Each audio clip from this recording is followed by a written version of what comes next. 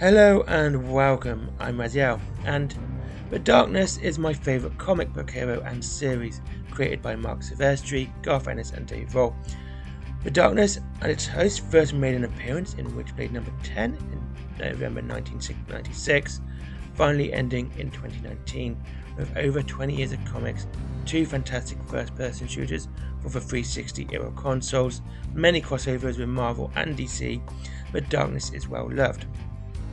Also, the crossovers with DC are actually canon within the lore, which is cool actually if you think about it. So what is the Darkness? Well, we need to look at the Bible for this one, and in particular Genesis chapter 1 verses 3 and 4. And God said, "Let there be light," and there was light. And God saw the light, and it was good. And God divided the light from the darkness. Now the darkness saw this and became spiteful. So the darkness is literally that. The darkness, the unlit corner, the shadow under your bed, and the darkness behind your eyelids, to wreak its own revenge out on the most beloved of God's creations by taking a host. The first known host of the Estacado line being Christian Estacado. Well, and that's it. That's the first one of the Estacados. But we have to talk about the Angelus, which is the polar opposite of the darkness. Well, see, millennia ago, the Ancient Ones ruled Earth. Millennia, as in lots of millenniums.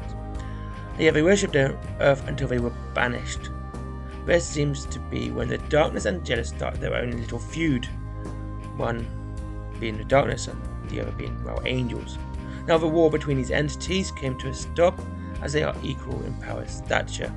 Without fundamentally changing the universe itself, a truce had to be made. This was achieved by the 2 elements having sex and producing the Witchblade. This truce was not to last, and this is when they both started to take hosts. Now, see, one of the biggest difference outside of, being light and darkness is that the darkness allows its host to have free will. The Angelus didn't allow this for a long time and wanted complete control of the host. It wasn't until Daphne Baptiste when the host started to have their own free will.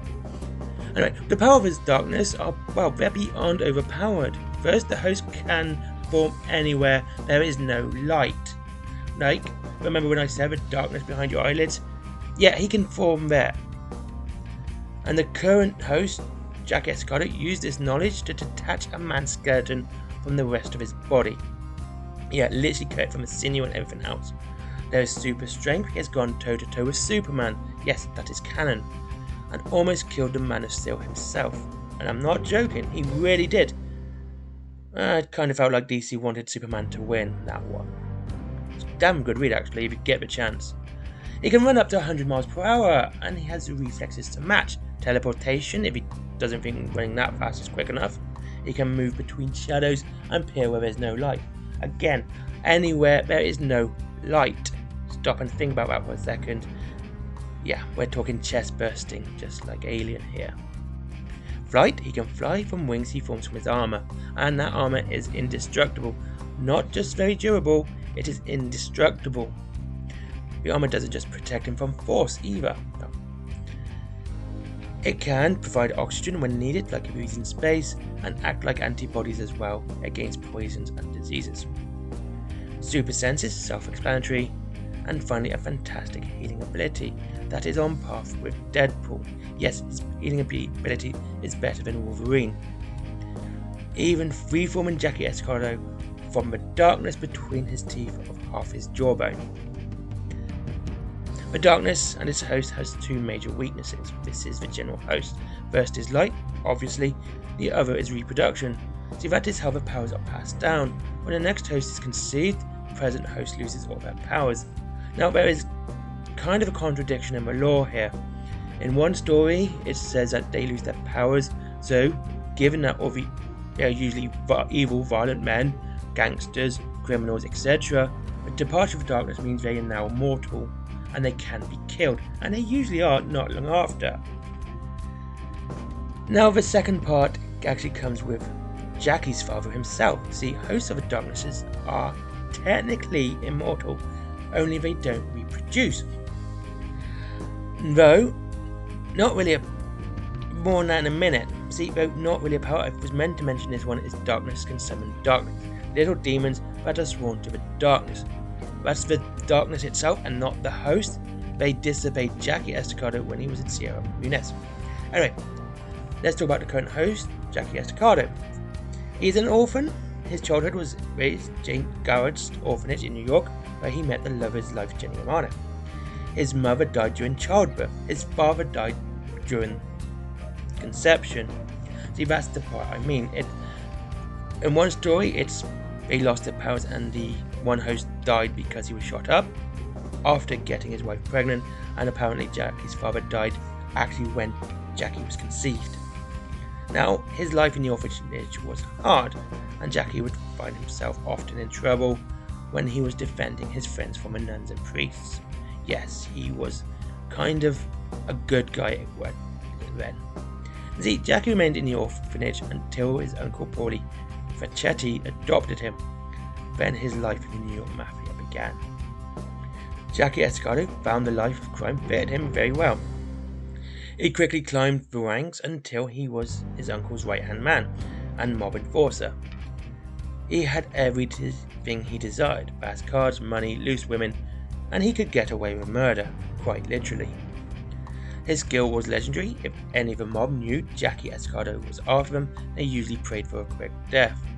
He was a psychopath, a complete sociopath. He didn't care who he hurt, except Jenny. Jenny was his Achilles heel. Now this was to change at midnight on his 21st birthday. This was when the darkness powers manifested. It was very painful, making Jackie Estacado vomit a thick black goo.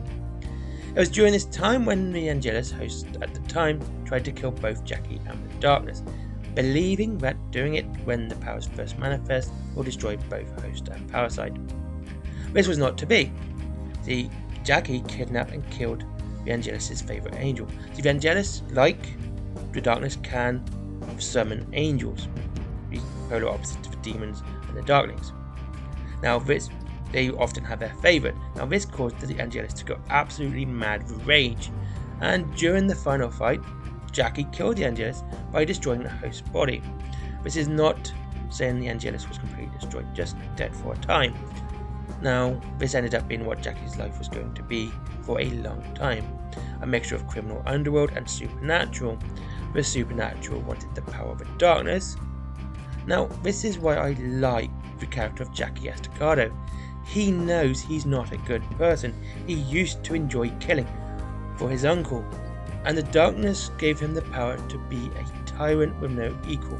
If you can't die, then yeah. Who was going to stop him? It was his own conscience that did that. Only killing other mob bosses and hitmen when he rose to the top of the Franchetti crime family. See, when he was at the top, murders actually went down, as he would handle it himself. He didn't hire hitmen, he basically did it all himself. Now, Jackie actually retired from his uncle's mob before this after a discussion with Batman. Frankie was furious when this happened and killed Jenny Romano, the love of Jackie's life. Jackie then killed Frankie and himself by burning down a warehouse while they were in it.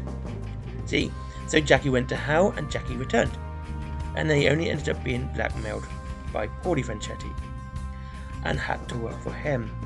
Jackie killed him. That's when he started to run the Franchetti crime family until he left.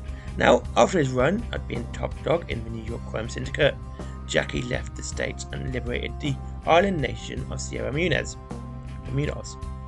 The CIA and rebels did not like this. The local rebels believed Jackie was worse than the previous president. Even if the people of the island actually disagreed, they believed Jackie was a good person. He freed them from a tyrant, and a lot of the tyrannical rules that were in place were now gone. And just some of the stuff was just nasty, and Jackie got rid of all of it. And again, he enforced his own justice. Once again, like he did in New York, it was him who was, well, judge, jury, and executioner. And the reason to come to this small remote island? To make and export drugs. Drugs made from the darkness itself. He also used this time to really hone his darkness powers. it's time to create. And he did. He created a glass of water. I know it doesn't sound much, but you gotta think he created this from nothing, thin air. He was really getting good with his power. And he wanted to create a person he could have sex with. And it worked. He created a person called Ellie, and she got pregnant. The birth of Ellie's child killed her. It was absolutely brutal. In the end, Jackie killed the monster and the Professor Kirchner.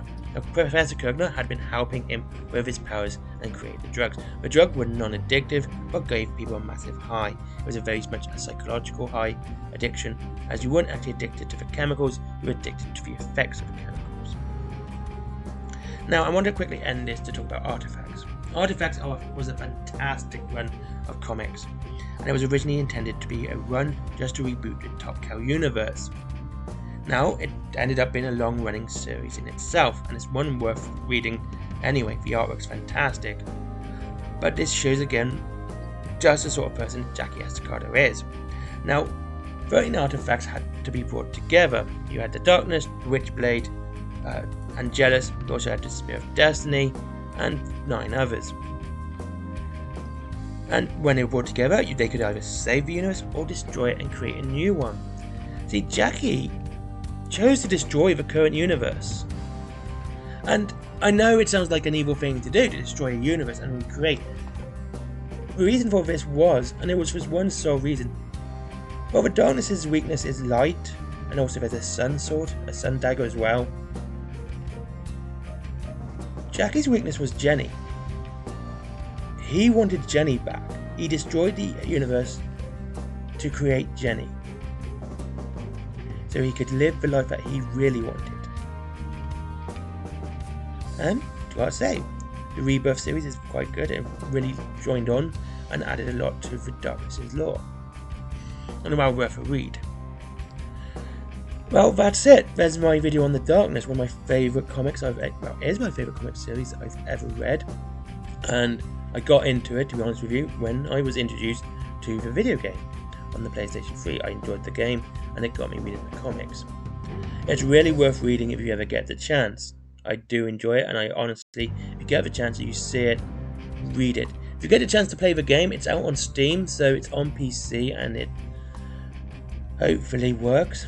If it does work, you'll be seeing it throughout this video, because I think that's the best way to do this video. Yeah, so thank you very much for watching. Like, comment, and subscribe as always. I love seeing your comments. What's your favourite comic? What's your favourite type of character? And what comics would you like to see in the future? Anyway, thank you very much for watching. Have a great day. I'll see you all again very, very soon. Of course, links to Raylan Games. As talk about comics, Forbidden Planet's down there as well. And of course, my comic, which is also very much a horror comic, and my merchandise and Patreon. Have a great day. Bye bye. The host will not